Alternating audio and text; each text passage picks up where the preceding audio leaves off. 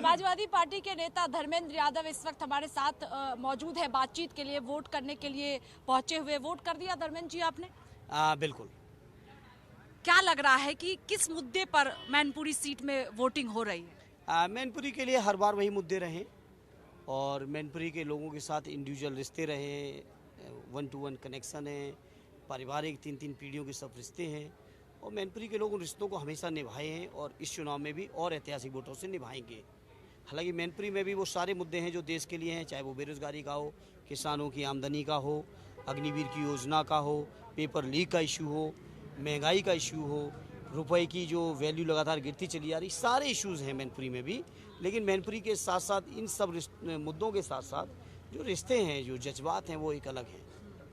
तो लगता है कि उपचुनाव से भी बड़ी जीत मैनपुरी में समाजवादी पार्टी की होने जा रही है? बिल्कुल, आपने मेरी मुंह की बात छीन ली और मुझे खुशी है कि एज जर्नलिस्ट भी आपको ये सब चीज़ें महसूस हो रही हैं और बड़ी जीत होगी पिछले चुनाव से भी। 10 सीटों पर आज मतदान हो रहा है। कितनी सीटें देख रहे हैं इंडिया गठबंधन के लिए?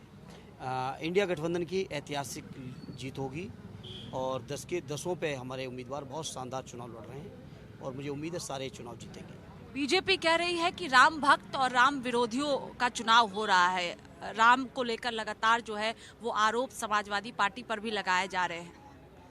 देखिए, बीजेपी के लोग कौन होते हैं सर्टिफिकेट देने वाले? कौन हैं कि वो सर्टिफिकेट जारी कर रहे हैं? बीजेपी के लोग अब इतने घमंड में हैं कि आदरणीय अखिलेश जी कल मंदिर में गए तो उस मंदिर की गंगा जल से धुलवाई की गई। तो ये घमंड तो किसी का नहीं चला। राम विरोधी बता रहे समाजवादी पार्टी। वो मैं पूछ रहा हूँ किस हैसियत से सर्टिफिकेट जारी कर रहे हैं, इसका मुझे जवाब देते हैं। वो किस बात पे जवाब दे रहे हैं? तर्क सहित बात करें, डिबेट कर लेना। किस बात पे जवाब दे रहे हैं? क्या तर्क है इस बात के पीछे उनका? कोई है तर्क? कोई तर्क हो तो बताए ना। जो बात सदैव नेताजी ने 90, 91, 92, 93 जब मंदिर आंदोलन अपने चरम पे था, उस समय भी सदैव नेताजी के आप बयान सुनिए, उस समय की सभा में जो उन्होंने कहा है या मीडिया में कहा है, उन्होंने यही कहा कि 2 ही रास्ते हैं, या तो बातचीत से फैसला होगा या न्यायालय के फैसले का इंतजार करिए। क्या वो उससे हटके कुछ बीजेपी ने कर लिया? क्या उनकी दूरदृष्टि देखिए। हमारे नेता आदरणीय अखिलेश यादव की दूरदृष्टि देखिए। उन्होंने कहा था ये वैक्सीन बीजेपी की वैक्सीन है।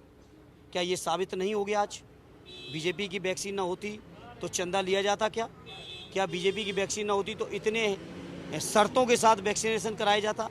क्योंकि चंदा लिया गया था तो चंदा का कुछ फर्ज अदा करना था बीजेपी को, तो सारे पूरे देश के लोगों को संकट में डाल दिया। धर्मेंद्र जी, एक सवाल ये भी है कि आप लोग सुबह से एक्टिव है समाजवादी पार्टी मैनपुरी में, कहीं से कोई शिकायत, कोई गड़बड़ी मिली? शिकायतें हैं, लगातार शिकायतें हैं।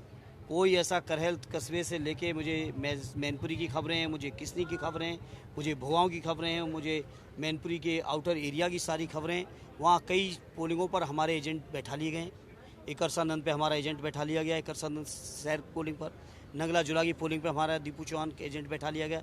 रामू गुप्ता एकरसानंद पे बैठाया गया। बीजेपी का गुंडा उसका कोई समथिंग तोमर, जिसको बीजेपी के उम्मीदवार जयवीर ने गृह मंत्री जी से मिलवाया था, ओड़न मंडल की पोलिंग पे आप चले जाइए, बाई नेम बता रहा हूँ पोलिंग का, तो वहाँ पे हमारे दलित भाइयों को, पिछले भाइयों की पिटाई की जा रही है।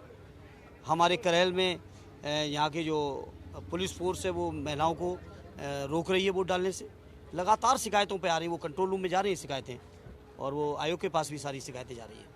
देखिए, धर्मेंद्र यादव जो वोट करने के लिए पहुंचे हैं और कह रहे हैं कि कई तरह की शिकायतें जो है वो मैनपुरी सीट से निकलकर सामने आ रही है, परेशान भी मतदाताओं को किया जा रहा है। ये गंभीर आरोप धर्मेंद्र यादव लगा रहे हैं। कैमरा पर्सन डीके के साथ स्वाति पाठक, भारत समाचार, सैफई।